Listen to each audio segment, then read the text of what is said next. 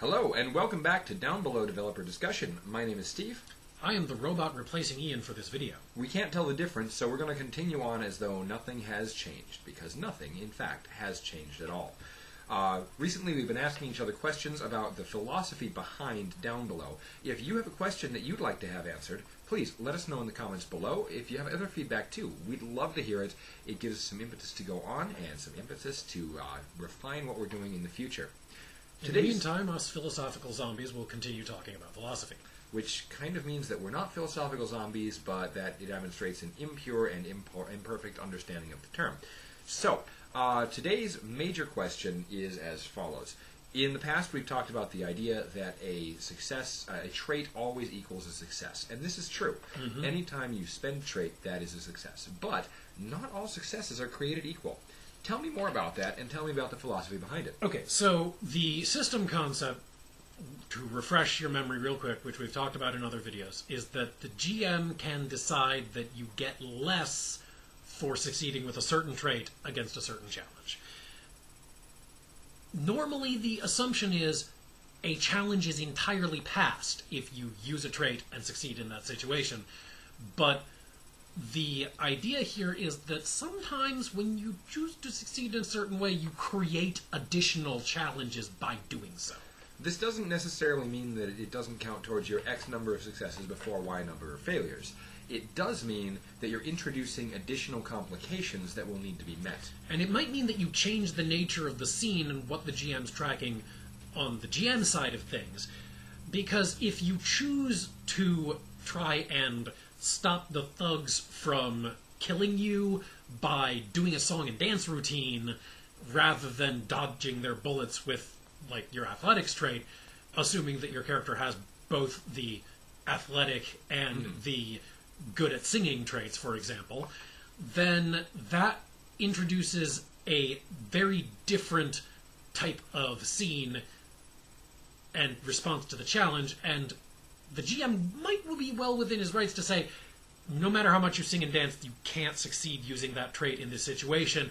If you choose to take that action, that will be a failure. But the GM might instead decide to say, okay, that's going to change the situation, and now you've done that for them, and instead of kicking your ass, they're going to take you with them and make you perform for their boss.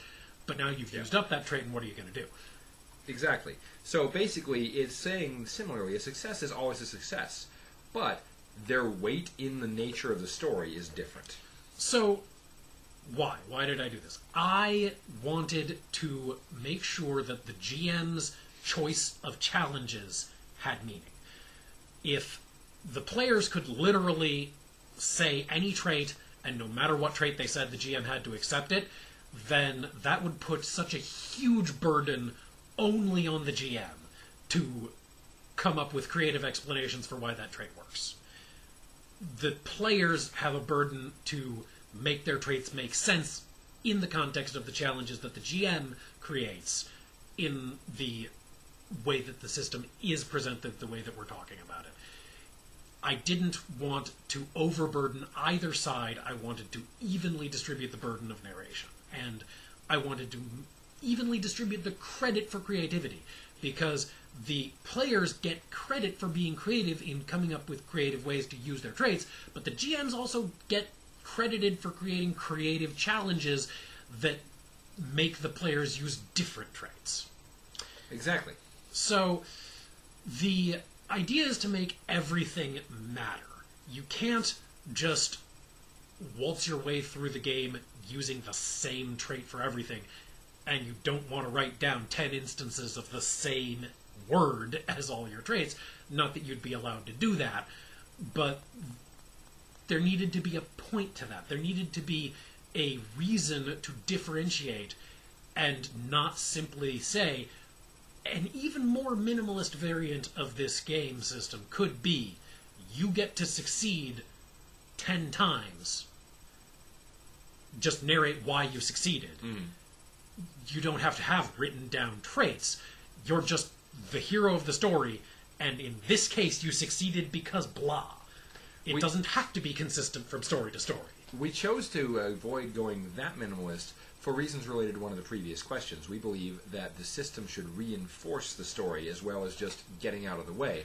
And if you were basically just describing why you succeed in any way you want, that would be a way more pulpy awesome all the time, as opposed to the you should fight for your awesome that we're going for in this game. Exactly. So the players have to do that creative work of coming up with, this is why this way that I'm cool will help in this scenario. And the GM gets to decide, well, maybe that doesn't work quite as well as you thought, so either try something different or accept that you get challenged further for doing it that way. Precisely. So, thank you for listening to us talk about our systems and stories. We hope that you enjoy what we tell you about the game we're making. And if you do enjoy what we tell you about the game you're making, let us know. Comments below, support us on Patreon, and just generally give us some feedback. Thank you to everybody who's supported us so far, and we'll be back. In the near future, not too far away.